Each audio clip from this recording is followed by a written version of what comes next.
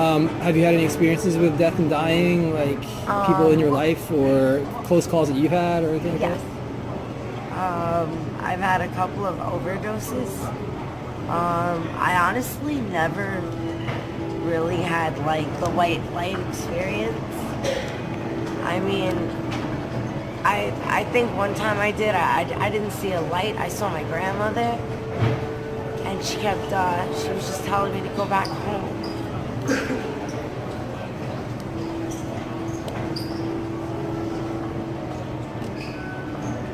I have been going back home. How long ago was that? A couple months ago. When did you lose her? 2012. What was her name? Trudy. Judy. You were close with her? Huh? You were close with her?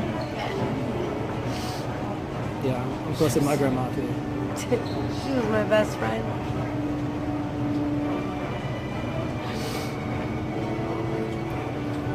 I'm sorry. No, that's absolutely fine.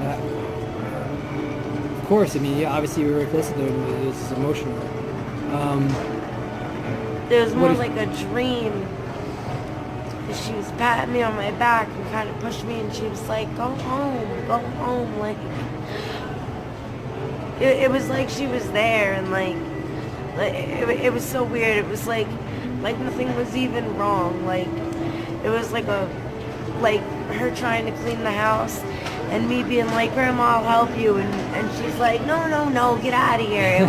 It was like that. It was like, you know what I mean? Like, Yeah.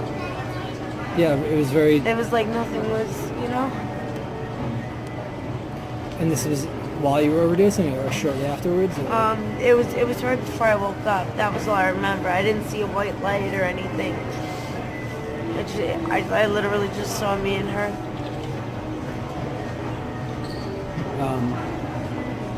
Was that in the hospital then, or hospital or somewhere? No, I was on a stretcher when I woke up right Wow. after, Wow. and they said I kept looking for my grandmother. So, I woke up a little out of it, I guess. They said I kept calling out for my grandmother. yeah. What do you think about that experience? Do you think that was, you know, was that you talking to yourself in your own mind, or was that, do you believe that was actually your grandmother, or somewhere in between? I want to believe it was actually my grandmother. You know? But it could have definitely just been me wanting to see her, and the thought of seeing her so bad maybe made it like it was real. But I want to believe Yeah. it was real. Do you, what kind of impact do you think that's had on you, or, you know, do you feel like you're still trying to process that? I'm sorry. What kind of impact do you think that's had on you, if any? Do you think that's something that, you know, is this something you think about? You said you haven't really thought about it since that happened, or in terms of your grandmother? Of what happened to my grandmother? Yeah, Do I the- think about it? Yeah, I mean, the experience of having that vision of her. Oh, I mean, I haven't really thought about it. I mean, honestly, I was wondering, because I haven't dreamt of her since, like, not since that day, like maybe a couple of days after. I dream of her a lot, and I haven't been getting a lot of dreams about her since then. You know, it's kind of like I feel like she's mad at me, like as if she doesn't want to see me. You know, 'cause she knows I'm getting high.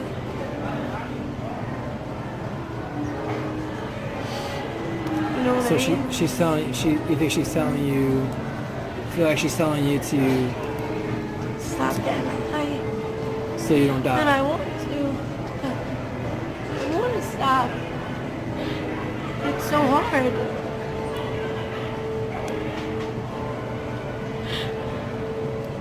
I'd rather not be immortal. I walk around and I literally walk around and I just look up and I'm like, please just kill me already. I probably ask for that multiple times a day. Like, I'd rather just honestly roll over and die. So, immortality, yeah, I think about it maybe in a different life, but if I was to be immortal like this, I wouldn't want it.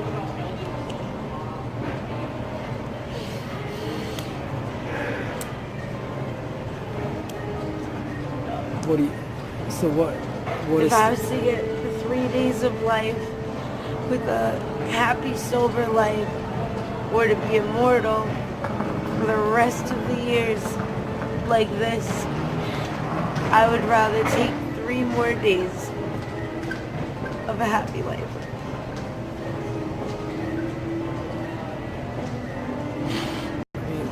It sounds like deep down in your heart, you know what you want. It just hasn't been easy to do that.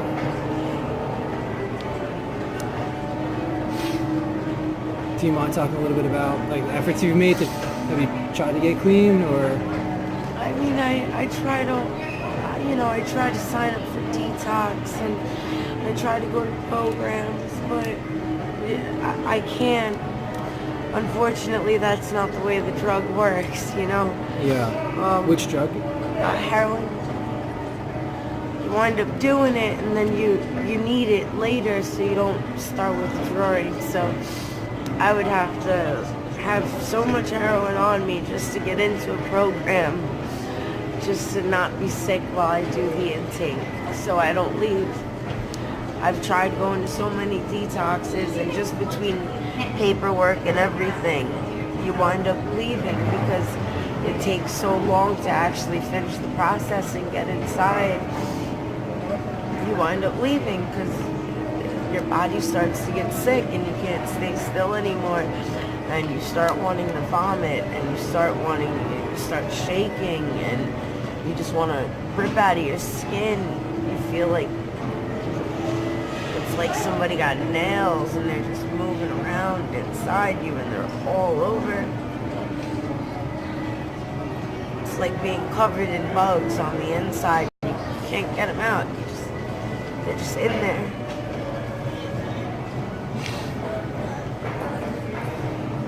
Yeah. So they don't do anything while you're going through that process then to help you to get you over that hump while they're intaking you? No, you have to complete the process. How long does it take? That's the problem. Sometimes I've watched people come in at 4 a.m. and I've watched them not even get a bed at 7 p.m. Wow. It works like that. So many people go in, you're Medicaid, there could be something wrong with your Medicaid. There could be, you know what I mean? There could be no more beds. You know, you might not be able to give blood. You might have messed up your veins from using needles. Like, look at my hands. That's from shooting cocaine. This is all from shooting cocaine. This is from shooting crystal meth. My hand's gonna be like that for the rest of my life. And that's all just drugs that are just stuck under my skin. That just literally won't dissolve. They're gonna be like that for the rest of my life. Everyone's gonna look at them and they're always gonna know that I was a junkie.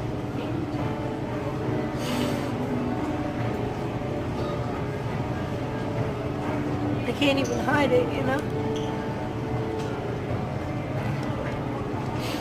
And I'm not a bad junkie.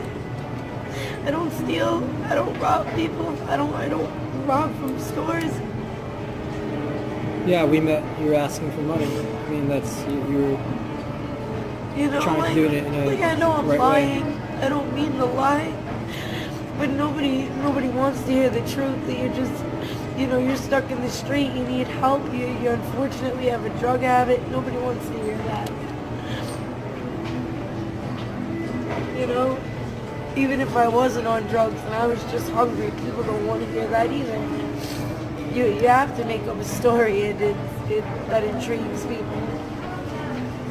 I think it's especially tough in a place like New York City when there's so many people and there's so many things competing for your attention. You know, people are in a rush and, you know, everywhere, right? TV, people, phones, you know, there's just constant overstimulus everywhere. So yeah, I can imagine how it would be very difficult to try to get someone's attention and empathy in your situation. So, I mean, I think as far as you were talking about your hands and the fact that you think people are always going to know, I don't necessarily think that's true. I think A, it may get better, and B, even if it stays the same or somewhat the same, you know, that's your business. People will go through all types of things in life that they don't talk about. So, you know, if at some future point that happens, you know, and you're able to be in a situation where someone is looking at your hands and asking you why, you don't have to tell them. You don't have to be honest with them. You don't have to talk about your private life. You know, you can tell them whatever you want to. So, yeah. So, what do you think it'll ultimately take for you to get clean? Do you think it's possible, or do you think? I think it's possible. I think it just needs to be the right place, the right time, just the right situation. Yeah. I don't want to go to a place and not be ready and get everyone all excited that I'm getting clean and then mess it all up again. Everyone like who? Everyone like who? My family, friends back home. Have they been? How's that gone when you've talked to them about it? Not good. My mom doesn't even talk to me. I have to try to get in touch with her through my aunt. And she doesn't even like talking to me, but she answers.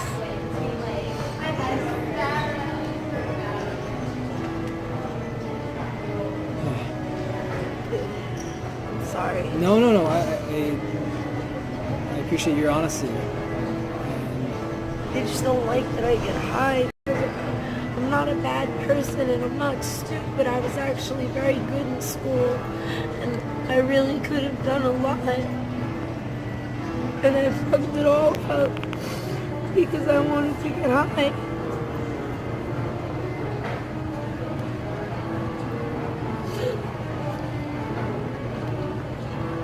You're still alive, right? I don't want to be alive.